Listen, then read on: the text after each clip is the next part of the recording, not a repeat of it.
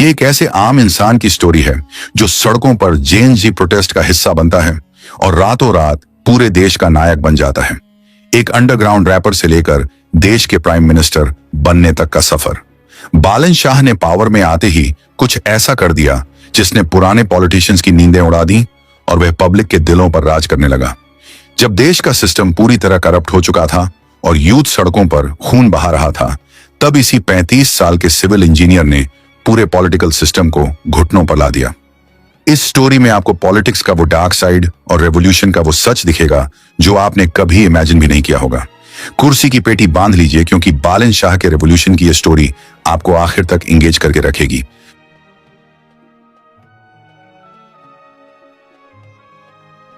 बालेंद्र शाह, जिन्हें नेपाल की पब्लिक प्यार से बालन शाह बुलाती है, उनका जन्म 27 अप्रैल 1990 को काठमांडू में हुआ था।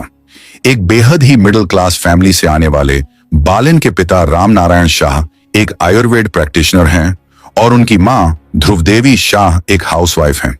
बचपन से ही बालन के अंदर कुछ अलग करने की आग थी। उन्हें म्यूजिक और पोएट्री का गहरा शौक था, लेकिन उन्होंने अपनी एजुकेशन के साथ कभी कॉम्प्रोमाइज नहीं किया। बालन ने हिमालयन व्हाइट हाउस कॉलेज से सिविल इंजीनियरिंग की डिग्री ली और उसके बाद इंडिया के नागपुर में मौजूद VNIT से स्ट्रक्चरल इंजीनियरिंग में मास्टर डिग्री हासिल की। 2018 में उन्होंने सबीना काफले से शादी की और एक फैमिली मैन बन गए। लेकिन बालन के अंदर एक और इंसान छिपा था और वो था एक अंडरग्राउंड रैपर। साल 2012 में उनका पहला रैप सॉन्ग सदक बालक रिलीज हुआ और 2013 में रॉबर्स नाम के यूट्यूब प्लेटफॉर्म पर उनके रैप बैटल्स इतने वायरल हुए कि वह नेपाल के यूथ आइकॉन बन गए। उनके गानों के लिरिक्स में सिस्टम का करप्शन और आम इंसान का दर्द साफ झलकता था। वो अक्सर अपने गानों में कहते थे कि रेवोल्यूशन इज कॉन्शियसनेस, यानी क्रांति एक चेतना है। लेकिन बालन को जल्द ही समझ आ गया कि सिर्फ स्टेज पर गाने से सिस्टम चेंज नहीं होता। अगर कीचड़ साफ करना है तो खुद कीचड़ में उतरना पड़ेगा। साल 2022 में उन्होंने काठमांडू के मेयर का इलेक्शन लड़ने का बोल्ड डिसीजन लिया। बिना किसी पॉलिटिकल पार्टी के सपोर्ट के एक इंडिपेंडेंट कैंडिडेट के तौर पर इलेक्शन लड़ना किसी पागलपन से कम नहीं था। पुराने मजे हुए पॉलिटिशियंस ने उनका बहुत मजाक उड़ा या और कहा कि यह लड़का तो राई का पहाड़ बना रहा है, इसे पॉलिटिक्स का पी भी नहीं आता। लेकिन जब वोटिंग के रिजल्ट्स आए तो उन पुराने नेताओं को मुंह की खानी पड़ी। बालन ने 38% से ज्यादा वोट्स हासिल करके सबको शॉक कर दिया और काठमांडू के 15वें मेयर बन गए। मेयर बनते ही बालन ने अपना एक्शन अवतार दुनिया को दिखा दिया। उन्होंने इलीगल स्ट्रक्चर्स पर बुलडोजर चलवाना शुरू कर दिया और लैंड माफिया की धज्जियां उड़ा दी। बालन का काम करने का स्टाइल इतना एग्रेसिव और ट्रांसपेरेंट था कि टाइम मैगजीन ने 2023 में उन्हें टॉप 100 इमर्जिंग लीडर्स की लिस्ट में सिलेक्ट कर लिया। लेकिन पब्लिक को नहीं पता था कि यह तो बस एक ट्रेलर है और असली पॉलिटिकल अर्थक्वेक तो अभी आना बाकी है। मेयर की कुर्सी पर बैठते ही बालन शाह का सबसे डेयरिंग और शॉक करने वाला एक्शन था जय नेपाल सिनेमा हॉल के नीचे सालों से दबी हुई टुकुचा नदी को बाहर निकालना। सालों से करप्ट पॉलिटिशियंस और लैंड माफिया ने इस ऐतिहासिक नदी को जमीन के 15 फीट नीचे एक ब्रिक डोम टनल में दबाकर उस पर बड़ी बड़ी कमर्शियल बिल्डिंग्स और मॉल्स दान दिए थे।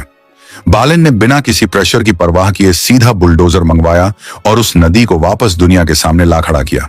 जब अमीर बिजनेसमैन और पावर वाले लोगों ने इसका विरोध किया तो बालन ने डंके की चोट पर कहा कि रूल सबके लिए बराबर है। इसके बाद जब बालन ने सरकारी जमीन और नदियों के किनारे पर इलीगल कब्जा करने वाले लैंडलेस स्क्वाटर्स को हटाना चाहा, तो फेडरल गवर्नमेंट ने उनका सपोर्ट करने से साफ इनकार कर दिया। यहीं से बालन शाह और सेंट्रल गवर्नमेंट के बीच एक भयंकर क्लैश की शुरुआत हुई। बालन कोई आम पॉलिटिशियंस की तरह दबने वाले इंसान नहीं थे। उन्होंने ईंट का जवाब पत्थर से देते हुए सीधा सिंगा दुर्बार का कूड़ा उठवाना ही बंद करवा दिया। सिंगा दुर्बार वो जगह है जहां प्राइम मिनिस्टर ऑफिस और देश की तमाम बड़ी मिनिस्ट्रीज मौजूद हैं। बालन ने फेसबुक पर 14 रीजंस की एक लंबी लिस्ट पोस्ट कर दी कि आखिर क्यों वह सेंट्रल गवर्नमेंट का कूड़ा साफ नहीं करेंगे। उनका यह बोल्ड स्टेप पूरे नेपाल में आग की तरह फैल गया। उन्होंने अपने ऑफिस में ग्रेटर नेपाल का मैप लगा लिया जो उनके स्ट्रॉन्ग नेशनलिज्म को रिप्रेजेंट करता था। जब पुराने पॉलिटिशियंस ने उन पर प्रेशर बनाने की कोशिश की तो बालन ने सोशल मीडिया पर ओपन चैलेंज दे दिया कि तुम सब मिलकर भी मेरा कुछ नहीं बिगाड़ सकते। यह पोस्ट सिर्फ 22 मिनट में इंटरनेट पर वायरल हो गया और इस पर 34,000 से ज्यादा रिएक्शंस आ गए। देश का यूथ अब बालन में अपना अल्टीमेट हीरो देख रहा था। पॉलिटिशियंस को लगा कि वो इस मेयर को आसानी से दबा देंगे, लेकिन उन्हें जरा भी अंदाजा नहीं था कि देश में जल्द ही एक ऐसा भूचाल आने वाला है जो इस पूरे करप्ट सिस्टम को जड़ से उखाड़ फेंकेगा और बालिन को देश के सबसे ऊंचे तख्त पर बैठा देगा। नेपाल की पुरानी गवर्नमेंट करप्शन में पूरी तरह से डूब चुकी थी। देश का यूथ अनएम्प्लॉयमेंट के कारण फ्रस्ट्रेटेड था और काम की तलाश में मिडिल ईस्ट जाने को मजबूर था।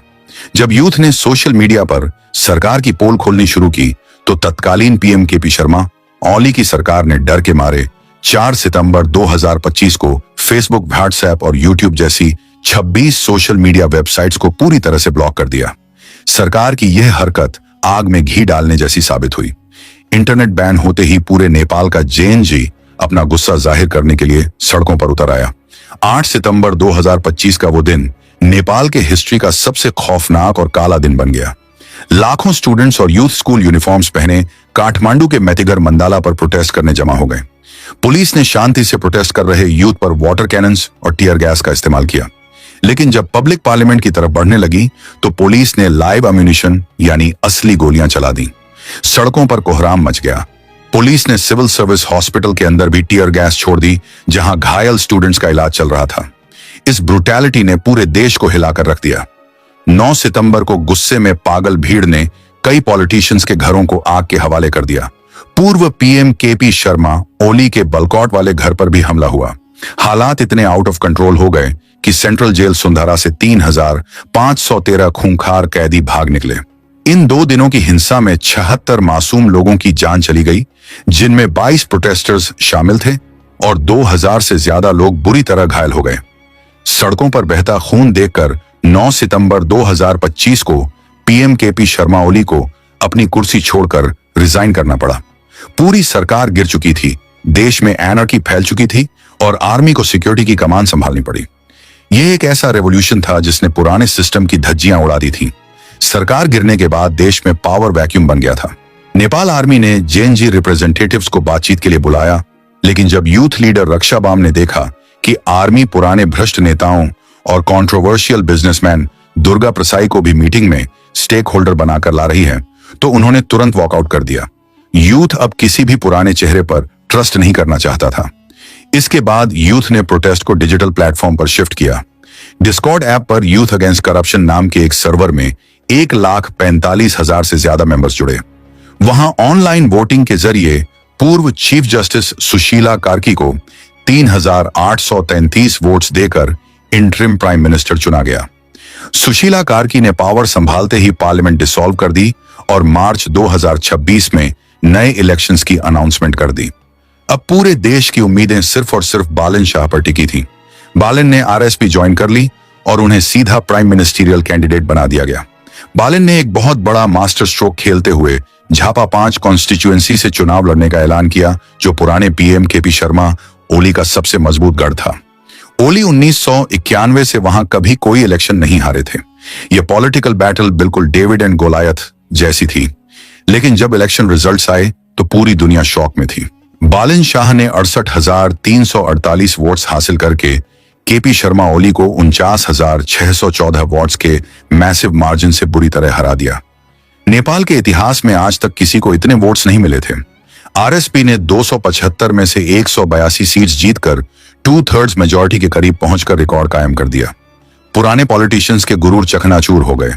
27 मार्च 2026 को सिर्फ 35 साल की उम्र में बालिन शाह दुनिया के यंगेस्ट सर्विंग स्टेट लीडर और नेपाल के प्राइम मिनिस्टर बन गए। पीएम की कुर्सी पर बैठते ही बालिन शाह ने जो एक्शन लिया, उसने साउथ एशिया की पॉलिटिक्स में तहलका मचा दिया। लोगों को लगा था कि बालिन भी गद्दी पर बैठकर बदल जाएंगे, लेकिन शपथ लेने के ठीक अगले दिन 28 मार्च 2026 की सुबह बालिन ने पुलिस भेजकर पूर्व पीएम के पी शर्मा ओली और पूर्व होम मिनिस्टर रमेश लेखक को उनके घरों से अरेस्ट करवा दिया। उन पर सितंबर 2025 के प्रोटेस्ट्स में हुई 76 लोगों की मौत और क्रिमिनल नेग्लिजेंस का चार्ज लगाया गया था। बालिन के होम मिनिस्टर सुदन गुरुंग ने पब्लिक को क्लियर मैसेज दिया कि यह कोई पॉलिटिकल रिवेंज नहीं, बल्कि जस्टिस की शुरुआत है, क्योंकि कोई भी इंसान कानून से ऊपर नहीं है। इसके तुरंत बाद बालिन ने अपनी पहली कैबिनेट मीटिंग में एक 100 पॉइंट एजेंडा पास किया, जिसने एडमिनिस्ट्रेशन का पूरा सिस्टम बदल दिया। सबसे बड़ा सर्जिकल स्ट्राइक एजुकेशन सेक्टर पर किया गया। बालन जानते थे कि पॉलिटिशियंस हमेशा यूनिवर्सिटीज का इस्तेमाल अपने वोट बैंक के लिए करते हैं, इसलिए उन्होंने स्कूल और कॉलेज लेवल पर पॉलिटिकल स्टूडेंट यूनियंस को हमेशा के लिए बैन कर दिया। उनकी जगह अब 90 दिनों के अंदर एक नॉन पार्टीजन स्टूडेंट काउंसिल बनाई जाएगी जो सिर्फ स्टूडेंट्स के राइट्स के लिए काम करेगी।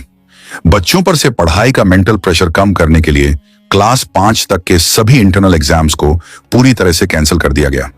इसके अलावा बालन ने हेल्थ केयर को लेकर एक स्ट्रिक्ट ऑर्डर पास किया कि देश के सभी प्राइवेट और पब्लिक हॉस्पिटल्स को अपने टोटल बेड्स का 10% हिस्सा गरीब और बेसहारा मरीजों के लिए पूरी तरह फ्री रखना होगा। जो हॉस्पिटल ये रूल फॉलो नहीं करेगा उसका लाइसेंस तुरंत कैंसिल कर दिया जाएगा।